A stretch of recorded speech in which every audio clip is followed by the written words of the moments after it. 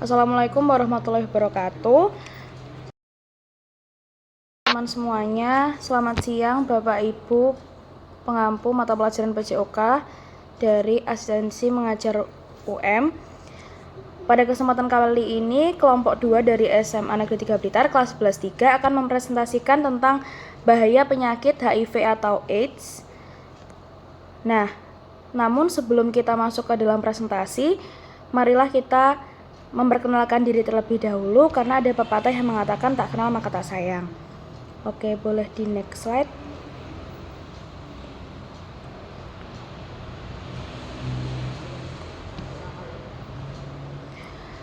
Baik, mohon izin memperkenalkan diri. Perkenalkan, nama saya Aleta Ramadiani dari absen 3. Selanjutnya rekan saya Zulfi absen 11, Vandra absen 24, Gendis absen 32, dan yang terakhir Syifa absen 34 serta Zitna absen 38. Baik, pada kesempatan kali ini kami akan membahas tentang bahaya penyakit HIV AIDS. Mari kita simak bersama-sama presentasi dari kelompok 2 kelas 11-3 yang akan dimulai dari pemateri 1 yaitu Rifanda. Baik, kepada Rifanda saya persilakan. Oke, bahaya penyakit HIV yang pertama ada candidiasis. Ya, candidiasis atau candidiasis adalah infeksi jamur umum yang disebabkan oleh jamur Candida albicans. Candidiasis dapat diobati dengan obat anti jamur setelah dilakukan pemeriksaan fisik sederhana oleh dokter. Selanjutnya yang kedua ada pneumonia kronis. Pneumonia adalah infeksi di salah satu atau kedua paru-paru. Ini bisa disebabkan oleh bakteri, virus, atau jamur.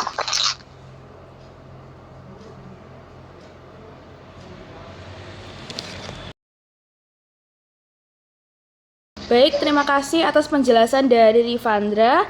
Nah, selanjutnya kita akan mendengarkan tentang bahaya penyakit HIV/AIDS selanjutnya dari pemateri kedua. Kepada pemateri kedua, disilahkan untuk menyampaikan materi selanjutnya. Jadi yang ketiga ada pneumocystis carinii pneumonia atau yang biasa disingkat itu menjadi PCP. Jadi infeksi oportunitis saat ini menjadi penyebab utama kematian pada orang yang hidup dengan HIV. Pemantauan yang cermat dan terapi antibiotik saat ini digunakan untuk merawat orang setelah didiagnosis mengalami PCP. Selanjutnya keempat, yaitu ada tuberkulosis yang biasa kita kenal sebagai TBC. Tuberkulosis adalah penyakit yang diakibatkan oleh infeksi bakteri bernama Mycobacterium tuberculosis di dalam paru-paru. Karena itulah, gejala tuberkulosis yang biasa muncul yaitu seperti batuk kronis, juga sesak napas.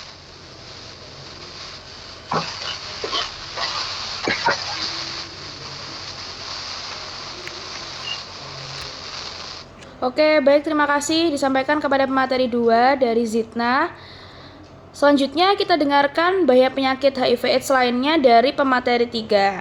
Kepada pemateri 3 disilahkan untuk menyampaikan materi selanjutnya. Selanjutnya ada meningitis cryptococcus. Meningitis HIV yang muncul karena adanya infeksi jamur Cryptococcus neoformans dan Cryptococcus gattii pada selaput otak dan sumsum tulang belakang. Apabila tidak diobati, meningitis bisa mengakibatkan kondisi yang cukup serius seperti gangguan pendengaran, kerusakan otak, hingga koma. Selanjutnya ada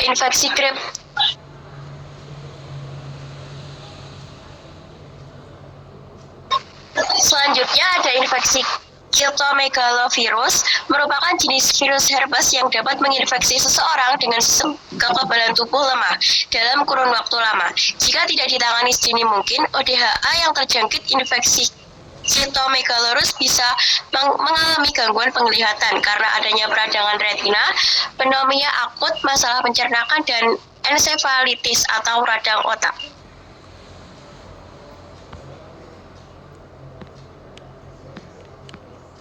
Baik, disampaikan terima kasih kepada pemateri dari Gendis, Sandria. Selanjutnya kita beralih ke materi selanjutnya, masih dengan topik yang sama. Kepada pemateri selanjutnya,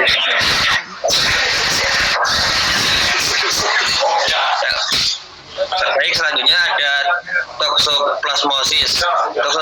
Toksoplasmosis merupakan masalah kesehatan yang diakibatkan oleh infeksi parasit Toxoplasma gondii. Parasit tersebut biasanya ditemukan pada kotoran kucing. Jika parasit ini menginfeksi orang dengan imun tubuh yang lemah, toksoplasmosis dapat menyebabkan peradangan otak atau ensefalitis, di mana ensefalitis ini akan membuat penderita mengalami gangguan penglihatan, gangguan untuk berbicara, kejang, atau bahkan koma.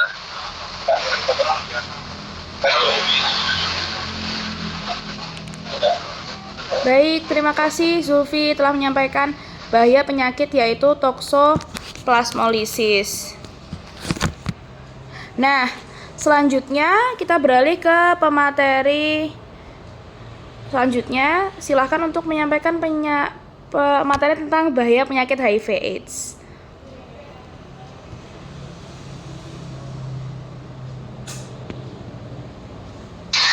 Selanjutnya ada HIVAN atau HIV Associated Nephropathy yang merupakan gangguan ginjal yang muncul sebagai komplikasi HIV/AIDS. Kondisi kesehatan ini mengakibatkan terjadinya peradangan pada glomerulus ginjal sehingga penyalinan darah oleh ginjal terganggu.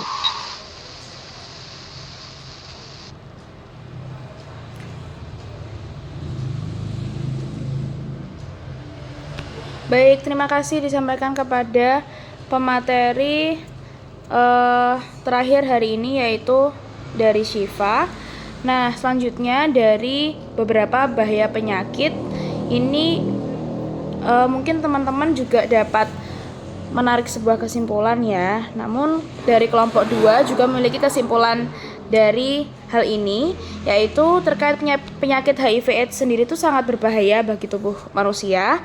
Nah, karena penyakit ini tuh menyerang kekebalan tubuh yang membuat penderitanya tuh rentan terhadap berbagai infeksi di sekitarnya. Nah, apabila HIV ini seiring waktu tidak dapat diobati, HIV ini akan berkembang menjadi yang namanya AIDS, yang menyebabkan tubuh kita itu menjadi semakin lemah karena terkena infeksi tersebut. Nah, penderita itu dapat mengalami beberapa bahaya penyakit seperti tadi yang telah disampaikan, tuberkulosis, pneumonia, infeksi jamur, kanker, seperti itu. Jadi memang sangat berbahaya bagi tubuh kita.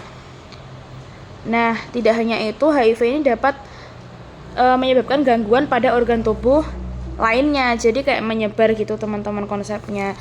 Nah, apabila tidak segera ditangani oleh kesehatan seperti dokter, perawat dan juga yang lainnya, ini dapat menyebabkan komplikasi yang fatal bagi penderita HIV/AIDS seperti itu, sehingga bisa juga menyebabkan meninggal dunia karena korbannya juga di Indonesia juga sudah sangat banyak. Nah, dari kesimpulan yang telah kami buat dari beberapa bahaya penyakit HIV, kami juga memiliki sumber-sumber yang tentunya juga sudah kami cari dari berbagai platform, misalkan Instagram, YouTube, TikTok, dan sebagainya. Namun kami memilih 2 sumber ini yang menurut kami adalah sumber yang valid, yaitu yang pertama ada dari Spiritia. Ini kami ambil dari website. Selanjutnya dari Siloam Hospitals. Ini kami ambil juga dari website di Google Scholar. Seperti itu. Nah, mungkin dari penyampaian kelompok 2 dari kelas 11-3, kami mengucapkan terima kasih telah memperhatikan penyampaian materi dari kami. Kami juga mohon maaf apabila dalam penyampaian kami masih banyak kata-kata yang mungkin kurang berkenan di hati para audiens. Kiranya hanya ini yang dapat kami sampaikan. Sekali lagi kami mengucapkan terima kasih. Kami akhiri. Selamat siang. Wassalamualaikum warahmatullahi wabarakatuh.